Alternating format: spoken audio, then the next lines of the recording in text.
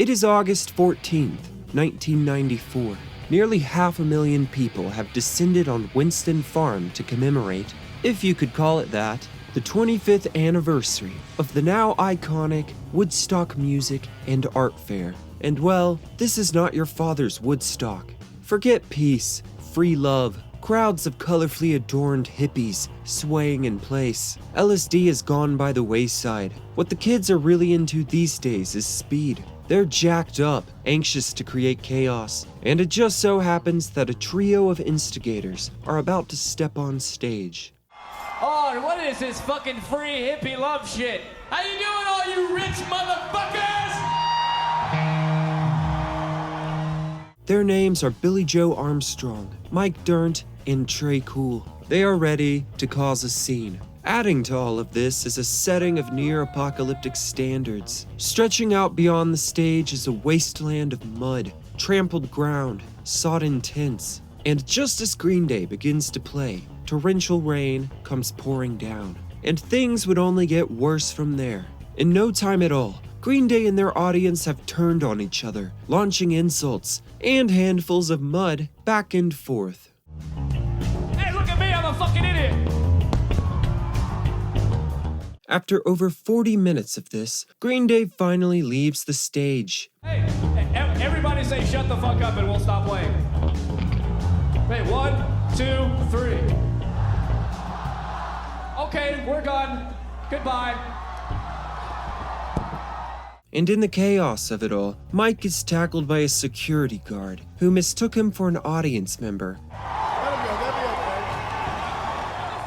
shearing his front teeth. By this point, you're probably wondering how Green Day got in this situation. They themselves certainly were. In a matter of months, they had gone from a successful indie band to one of the most popular acts in the country. And all due to one record, Dookie. They suddenly found themselves in the middle of an exploding scene. It wasn't quite punk, it wasn't quite pop, but somewhere in between, and it was taking the nation by storm. Green Day may have played the part on stage, but frankly, they were not the rough and tumble punks they made themselves out to be. Woodstock was about the closest thing to anarchy I've ever seen in my whole life, and I didn't like it one bit. But they weren't well-behaved schoolboys either. They had put in their time. They had done, and continued to do, their fair share of drugs. What's calling?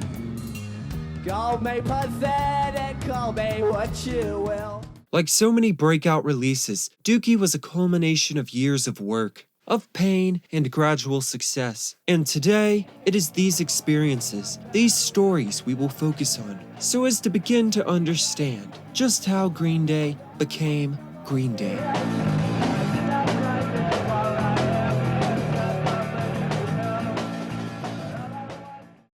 So let's be frank about one thing. Green Day experienced their quote-unquote breakthrough incredibly quickly. When their first ever release, 39 Smooth, hit the shelves, Billy Joe was 17 years old, though he did turn 18 the very next day. Mike Dirnt was also 17. They were kids and longtime friends. The two met in 5th grade and quickly got along. And when Billy Joe's father died of cancer when Billy was just 10 years old, it was Mike he leaned on. Their shared passion, surprise, surprise, was music. As they grew older, they decided that they wanted to seriously pursue music, and began recording not very good, vaguely metal-influenced demos. But one song would change everything, would awaken in them a direction, a target. And that song was Billy Idol and Generation X's Kiss Me Deadly.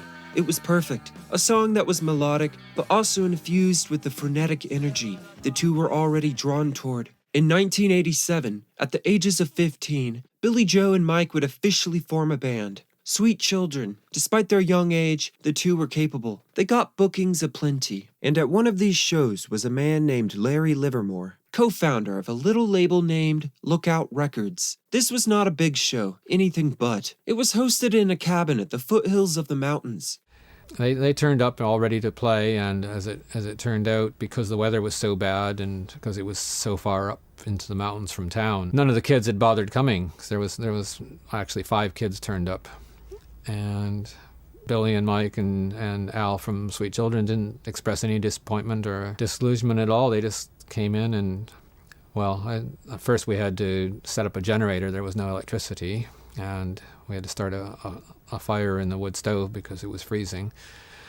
And we lit a lot of candles to sort of illuminate the occasion. And then they played what I still think is one of the shows of their lives, although, of course, they've played many sensational shows since then. But I've always said it was like the Beatles at Shea Stadium. I mean, they played that to these 5 curious kids who'd never seen a punk band before. They played as just their hearts out. And Billy had just kind of that right combination of arrogance and humility that, just marked him out as a star even then at 16. He just like sang right to every one of those kids and, thanked them for coming and asked them if they were enjoying the show. And when they finished playing, Billy came up to me and very kind of shyly asked, well, what did you think? Did you like what we're doing? And I just said, well, I want to do a record with you guys. And he looked a little bit taken aback. I don't think he was expecting that, but he said, oh, okay, man.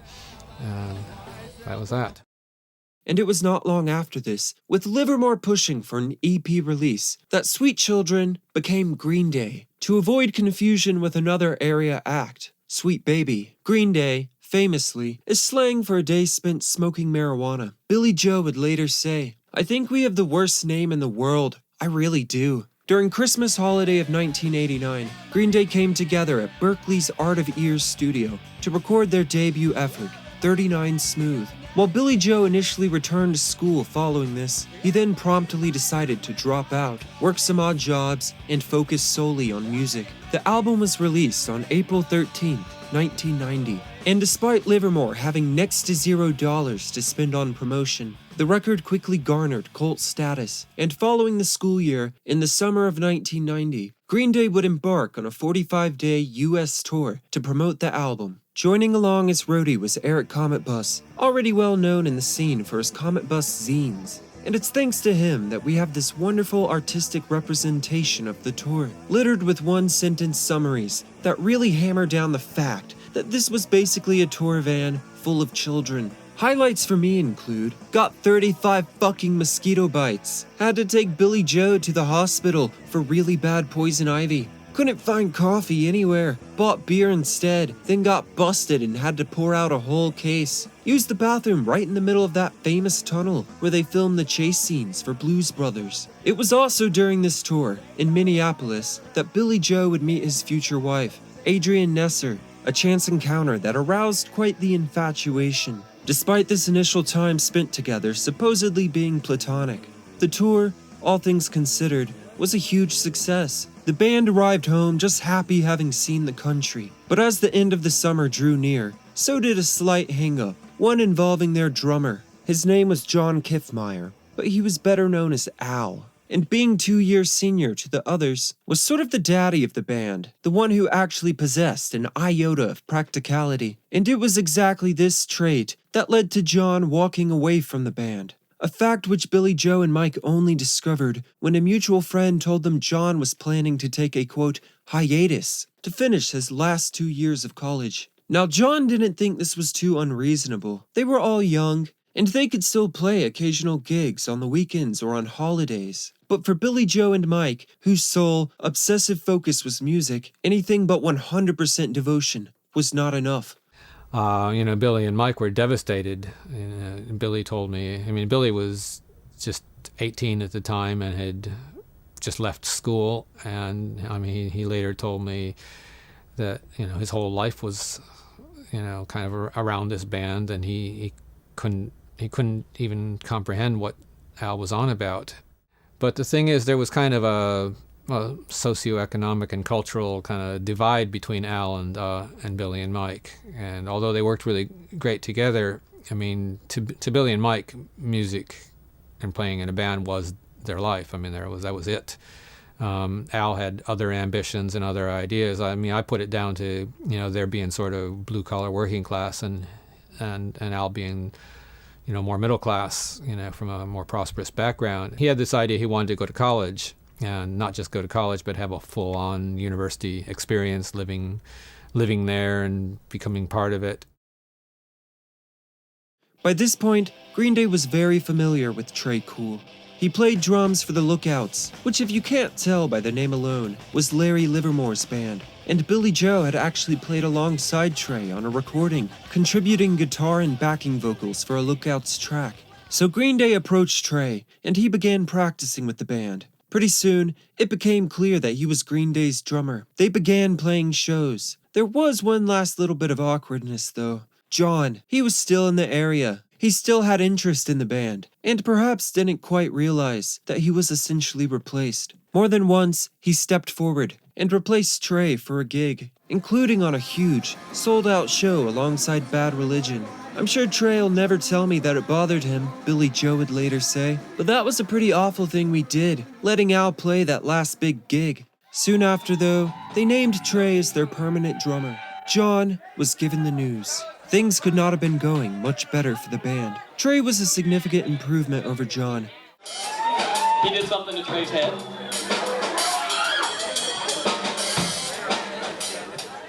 All the while, they were leaning more and more into the scene they occupied. And like I stated at the beginning of the video, speed, aka methamphetamine, was really coming into style at this point in time. There are some who may argue that the band's use of the drug is overstated, but all you really have to do is watch a few performances from this period to realize that, yup, the boys were jacked out of their minds. Following his dropout from high school, Billy Joe spent a period of time squatting in a warehouse with a collection of other artists, musicians, etc. Although really, the primary factor that brought them all together was being dirt poor and really enjoying smoking meth. Even once he had a small sum of money in his pocket, and squatting wasn't a requirement, Billy Joe, and often the other members of Green Day, would make their way out to this very same warehouse, score some meth, and have a good time. It was these experiences that would inspire the song, Welcome to Paradise, perhaps one of the songs most demonstrative of the sound Green Day would embody.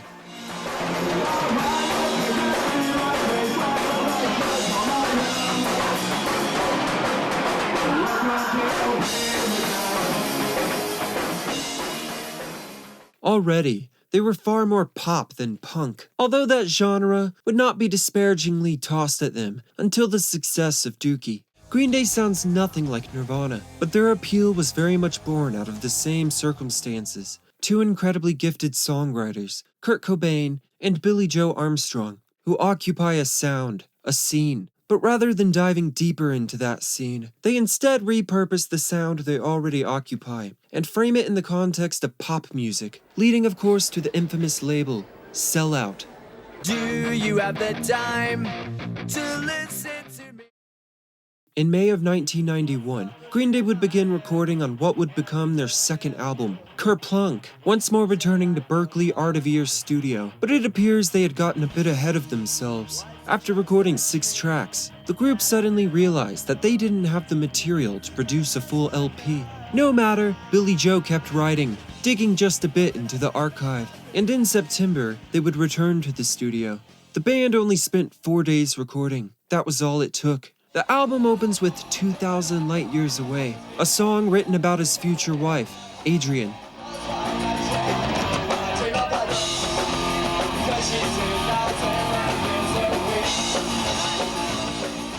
There are love songs on the album, but much of it leans inward, into Billy Joe's psyche, his mental health, boredom, frustration. His songwriting style is very simple, almost juvenile, yet is very relatable and endlessly sincere. Green Day had only improved since their last effort. They were finding their sound, but at that point, no one realized just how much success was just around the corner.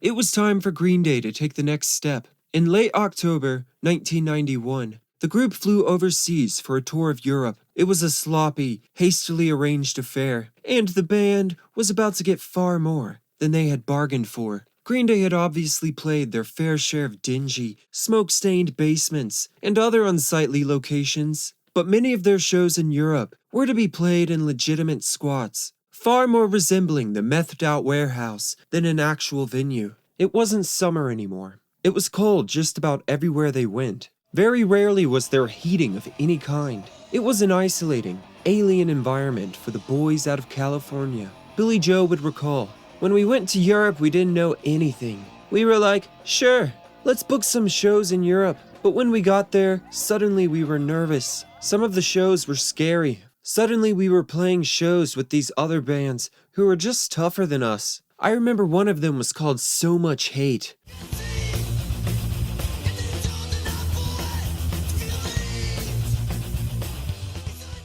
I remember that night thinking, right, now we're playing with real punk rock bands. For lack of a better comparison, I look at it as like when the Beatles were in Hamburg. We had that same communication barrier. We were in the situation where a band on tour has to lose their minds and be able to find each other to try and make life make sense again. That's why people quit, because they start losing their minds. We felt like we were a bunch of clowns that were in a small car. It was fucking chaos. Their amps blew up the first day they arrived. Trey Cool, obviously being unable to bring his drums on the plane over, had to borrow sets from the acts they played alongside, from drummers who threatened violence should he try to reconfigure their sets. Their offbeat humor often didn't translate well. When they joked with a woman at the door of a German squad about what she would do if they tried to steal the night's takings, she replied, "This," and pulled out a loaded gun. In a snow-covered Copenhagen, they played before a group of only 6 people, all of them wasted, in a gig where Mike managed to snap 3 of his bass strings. After one show, they bedded up to sleep backstage, but were kept up by a couple of audience members who had stayed behind to have sex on the now empty stage. Another night was spent sleeping in a storeroom alongside a human head preserved in a jar of formaldehyde. So squalid were the conditions they endured that Billy Joe contracted lice. Offered the opportunity to extend the tour by a further 2 weeks, Billy Joe remembers thinking, "What's the stupidest thing we can do? Sure, we'll do that." The more things that challenged us, the more I found out what kind of human being I am. It shows what you are willing to risk to get the next gig, and it never felt like something we shouldn't be doing. By December, they made it over to England. On the 21st, in the northern town of Wigan, they decided to celebrate the season by putting on their own nativity play. Mike narrated the scene. Rather than 3 wise men, there was one wise punk, a part played by Billy Joe. A friend of the band performed the duties of a midwife while delivering the baby Jesus.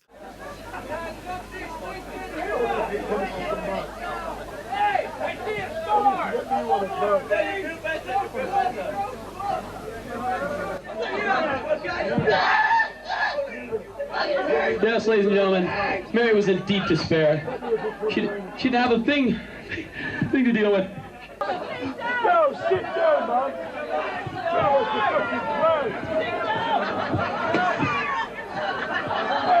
And the king was born!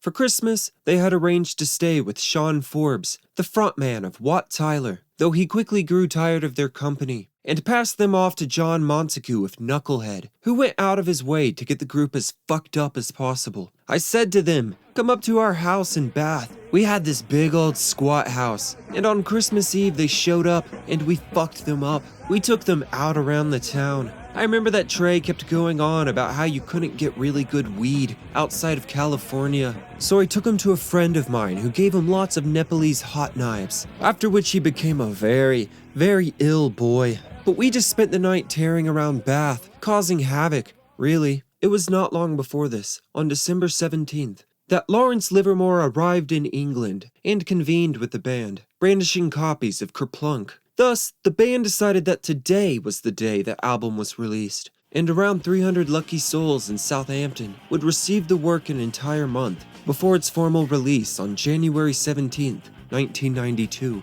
Livermore, under some scrutiny, decided to order 10,000 copies of the album, rather than the 5,000 the label typically ordered for a new release. Due to the amount of record store pre-orders, those 10,000 copies technically all sold the very first day.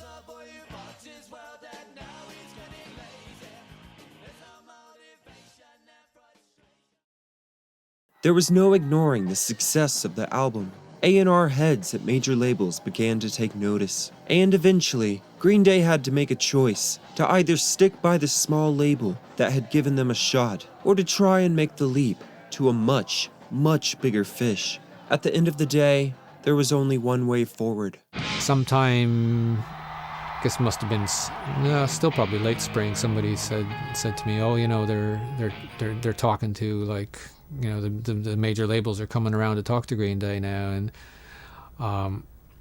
And the next time I saw Trey, I said, "Well, is this any truth to this?" And he says, "Well, we're talking to a management firm about, you know, what we want to do next." And I said, "Well, why don't you talk to me about it, and we could talk about it together, and, you know, I have some ideas too."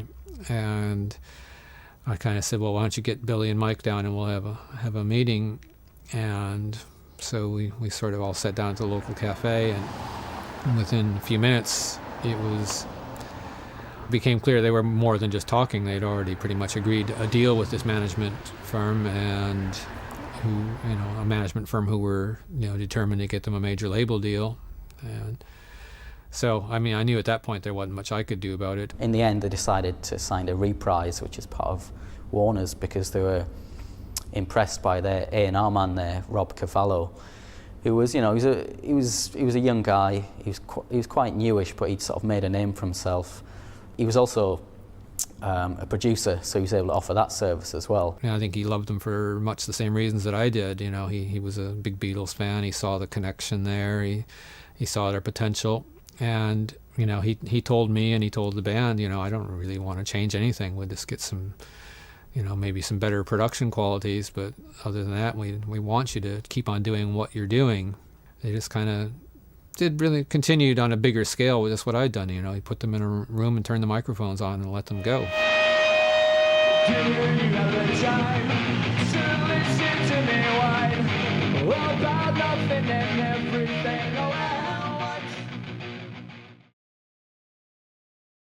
Thank you so much for watching. If you enjoyed the video, pretty please give it a like. And if you would like to see more videos like this, consider subscribing. My other channel is Making of the Beatles, where I do exactly what I do here, except only with the Beatles, and frankly, in a lot more detail. If you would like to watch videos early and help to support the channel, I have a Patreon, where you can join for as little as $1 a month. Once again, thank you so much for watching. Until next time.